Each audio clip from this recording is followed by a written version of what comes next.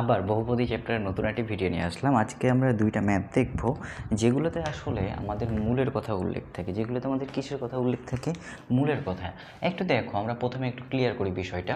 এখানে একটা কি দেওয়া আছে, আমার সমীকরণ দেওয়া আছে, সর্বোচ্চ ঘাত কত, দ্বিঘাত, তাই না? এখানে একটা সমীকরণ দেওয়া আছে। এখন অঙ্ক দুটার পরে যায়, আগে দেখো এখানে বলা আছে সমীকরণটির একটি মূল অপরটির 3 গুণ, আর একটা বলা হচ্ছে 4 গুণ। দেখো, একটা 3 গুণ বলা হচ্ছে, একটা 4 গুণ বলা হচ্ছে, এবং একটাতে বলেছে কে এর মান নির্ণয় করতে, মানে এখানে একটা অজানা রাশি কে আছে, আর এইখানে বলেছে প্রমাণ করতে। তাহলে দেখো দুইটা ম্যাথ প্রায় সেম, কিন্তু পার্থক্যটা কোথায়? একটাতে কে এর মান বের করতে বলেছে এবং আরেকটাতে করতে বলেছে সেটা হচ্ছে কি, আমার প্রমাণ করতে বলেছে। এখন দেখো যদি সলিউশন করি আমরা, তো সলিউশনের ক্ষেত্রে আমরা আসলে কী করবো? আচ্ছা, প্রথমটার ক্ষেত্রে দেখো এখানে আমাদের কি আছে বলো তো, দ্বিপদী, তাই না? আমি আমার আগের ভিডিওতে বলেছিলাম যদি পাওয়ার সর্বোচ্চ 2 থাকে তাহলে এখানে কয়টা মূল থাকে? 2টা মূল থাকে। তাহলে 2টা যদি মূল থাকে তাহলে বলা হচ্ছে একটা অপরটা 3 গুণ। তাহলে বলো তো, প্রথম মূলটা যদি আমি আলফা ধরে নিই তাহলে পরের মূলটা কি হবে? 3 আলফা না? তাহলে এই যে দেখো, 2টা মূল আমি পেয়ে গেছি অলরেডি, তাই না? তাহলে এখন দেখো আমরা শিখেছি কি, যে প্রথম কাজ আমাদের থাকে মূলদ্বয়ের কী করতে হয়? যোগফল। আমি আর বাংলা কথাগুলো লিখলাম না, তোমরা করে দিবা, ঠিক আছে? তাহলে মূলদ্বয়ের যোগফল মানে কি বলো তো? 4 আলফা না? তাহলে 4 আলফা ইকুয়াল টু আমি কী লিখতে পারি বলো তো? মাইনাস বি বাই এ। তো এখানে মাইনাস বি মানে কে আছে বলো তো? মাইনাস কে না? তাহলে এখানে সূত্রের মাইনাস, আর এখানে হচ্ছে মাইনাস কে, আর এ কি? এক্স স্কোয়ারের সহগ বাই 3। কথাটা কি বুঝতে পারছো? তাহলে এইখানে দেখো তো আমি কি লিখতে পারি? Alpha equal to K by 12। Sure? এখন চলে আসো পরের অংশটাতে যাই। তাহলে দেখো পরের অংশ হচ্ছে কি, মূলদ্বয়ের গুণফল মানে কি, আলফা ইন্টু 3 আলফা মানে কত? 3 আলফা স্কোয়ার ইকুয়াল টু, তাহলে এটা কি বলেছিলাম যে ধ্রুবক পদ বাই হচ্ছে এক্স স্কোয়ারের সহগ, তাহলে 4 বাই এক্স স্কোয়ারের সহগ কত? 3। কথাটা কি বুঝতে পারছো? এটা যদি বুঝে থাকো তাহলে এখন দেখো তো, আমাদের আলফার মান আমরা অলরেডি আগে পেয়েছি না, সেটা এখানে বসাই দেওয়া যাবে না? তো বসাই দাও 3 into K by 12 whole square equal to 4 by 3। এখন দেখো তো 12 বড় কত হয়? 144। 12 বড় হয় 144। এই জিনিসটাকে ক্লিয়ার?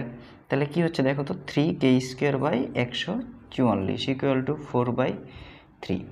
আচ্ছা দেখো তো, আমি এটা ওদিকে পাঠাই দিতে পারি না? আর এই 3 3 9 হয়ে যায় নাকি? হয় না? হয় না? হয় তো নাকি? তাহলে কি হয় দেখো, কে স্কোয়ার ইকুয়াল টু কত হয়? এটা তাহলে এটা গুণ করলে হয় 576 ভাগ 3 3 9। তাহলে এটা দাঁড়াচ্ছে আসলে কত বলো তো? 64। এখন আমার এটা পেয়েছি কে স্কোয়ারের মান, তাহলে আমাকে বের করতে হবে কিসের মান? কে এর মান না? তাহলে কে ইকুয়াল টু কী হয়? রুট 64। রুট 64 মানে কত বলো তো? প্লাস মাইনাস কি হয়? 8।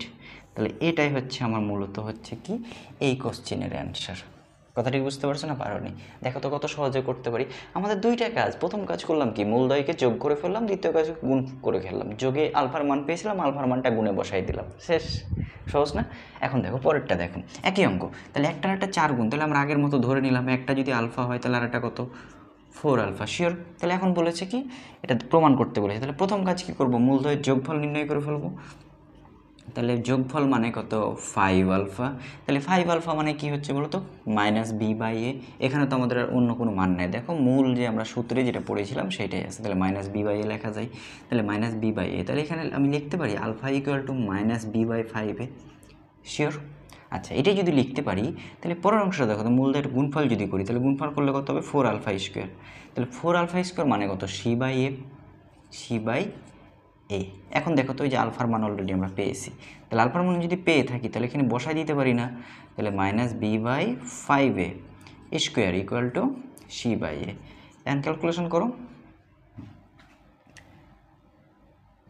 ক্যালকুলেশন করো। ক্যালকুলেশন করলে কি হয় দেখো তো একটু। তাহলে ক্যালকুলেশন করলে হয়, এখানে থাকে কি, মাইনাসটা প্লাস হয়ে যাবে, থাকে কি 4b স্কোয়ার। কথা কি ক্লিয়ার? এখানে পাচ্ছে 25, 25 a স্কোয়ার, ওদিক গেলে কী হবে দেখো তো? তাহলে 25 a স্কোয়ার সি, নিচে কি আছে? একটা এ আছে, একটা এ কেটে যায়, তাহলে থাকে কত? 25 a সি, আর এদিকে কত? 4b square. দেখো তো, এটা আমাদের প্রমাণ চেয়েছে নাকি? প্রুফ লিখতে পারি? কে কঠিন না সহজ? আশা করি বুঝতে পেরেছো। দেখো তাহলে যখন এইরকম আকারে থাকবে, একটা অপরটার এত গুণ আকারে, কথাটা কি বুঝতে পেরেছো? যদি গুণ আকারে থাকে তাহলে আমরা এইভাবে ক্যালকুলেশনগুলো করতে পারি। আশা করি বুঝতে পেরেছো। তারপরে সমস্যা হলে অবশ্যই আমাকে জানাতে পারো। ভিডিও ভালো লেগে থাকলে অবশ্যই শেয়ার করে ফেলো। ধন্যবাদ সকলকে।